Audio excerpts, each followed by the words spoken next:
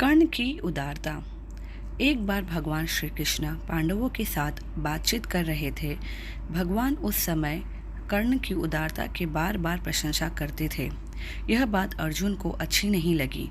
अर्जुन ने कहा, श्याम सुंदर, हमारे बड़े भाई धर्मराज जी से बढ़कर उदार तो कोई है नहीं, फिर आप उनके सामने कर्ण की इतनी प्रशंसा क्यों करते हैं?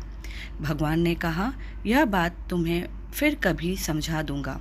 कुछ दिनों पीछे अर्जुन के साथ लेकर भगवान श्री कृष्ण धर्मराज युधिष्ठिर के राजभवन के दरवाजे पर ब्राह्मण का वेश बनाकर पहुँचे। उन्होंने धर्मराज से कहा, हमको एक मन चंदन की सूखी लकड़ी चाहिए, आप कृपया करके मंगा दें। उस दिन जोर से वर्षा हो रही थी। कहीं से भी लकड़ी लाने पर वह अवश्य भीग जाती। महाराज युधिष्ठिर ने नगर में अपने सेवक भेजे, किंतु संयोग की बात ऐसी कि कहीं भी चंदन की सूखी लकड़ी सेर से अधिक नहीं मिली। युधिष्ठिर ने हाथ जोड़कर प्रार्थना की, आज सूखा चंदन मिल नहीं रहा है, आप लोग कोई और वस्तु चाहे तो तुरंत दी जा सकती है।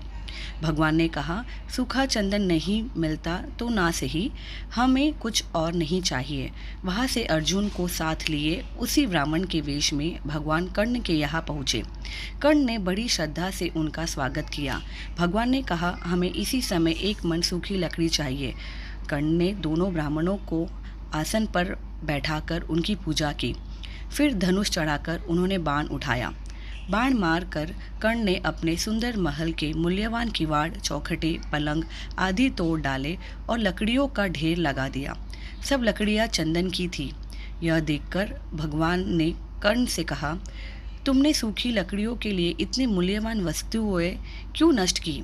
कर्ण हाथ जोड़कर बोले, इस समय वर्षा हो रही है, बाहर से लकड़ी मांगने में देर होगी, आप लोगों को रुकना पड़ेगा, लकड़ी भीग भी जाएगी, ये सब वस्तुएं तो फिर भी बन जाएगी, किंतु मेरे यहाँ आए अतिथि को निराश होना पड़े या कष्ट हो तो वह दुख मेरे हृदय से कभी दूर नहीं होगा। भगवान ने कर्ण को यशस्वी होने का आशीर्वाद दिया और वहाँ से अर्जुन के साथ चले गए।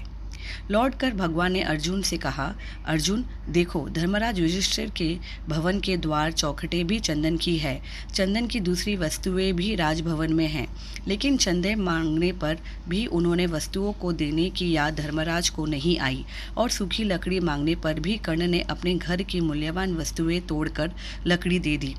कर्ण स्वभाव से उदार है और धर्मराज युधिष्ठिर विचार करके धर्म पर स्थिर रहते हैं। मैं इसी से कर्ण की प्रशंसा करता हूँ। इस कथा से हमें यह शिक्षा मिलती है कि परोपकार, उदारता, त्याग तथा अच्छे काम करने का स्वभाव बना लेना चाहिए। जो लोग नित्य अच्छे कर्म नहीं करते और सोचते रहते हैं कि कोई बड़ा अवसर आने पर वे महान त्याग या उपकार करेंगे, उनको अवसर आने पर यह बात सूझती ही नहीं कि वह महान त्याग किया कैसे जाए। जो छोटे छोटे अवसरों पर भी त्याग तथा उपकार करने का स्वभाव बना लेता है, वही महान कार्य करने में भी सफल होता है। यदि आपको हमारी यह कहानी पसंद आई हो तो प्लीज़ इसे लाइक और सब्सक्राइब कीजिएगा। Thanks for watching.